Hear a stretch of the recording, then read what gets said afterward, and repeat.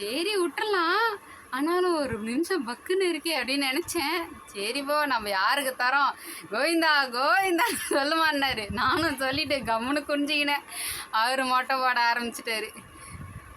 அவர் கொஞ்ச நேரத்தில் தண்ணிலாம் ஊற்றி அந்த முடியெல்லாம் சரி பண்ணிட்டு பிளேடு எடுத்து வைக்க வந்தார் பாருங்க உள்ளுக்குள்ளே. ஐயோ மொட்டையா போகிறோமா அப்படின்னு அழுவே வந்துடுச்சு ஒரு நிமிஷம்.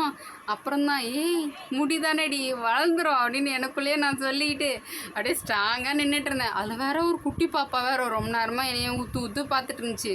முடி இருக்கும்போதே பார்த்துச்சு, அதுக்கப்புறம் மொட்டையானதுக்கப்புறமும் பார்த்துட்டே இருந்துச்சு. நான் அப்படியே ஒரு சிரிச்சிட்டு வளர்ந்துரும்டா பாப்பா அப்படின்னு எனக்குள்ளேயே நான் சொல்லிக்கிட்டு அந்த பாப்பாவுக்கும் சொன்னேன் நான்.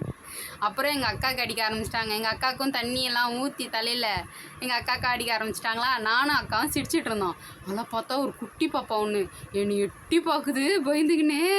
அது புதுசாக இப்போ தான் மொட்டை முடியை பார்க்குதோ என்னவோ தெரில.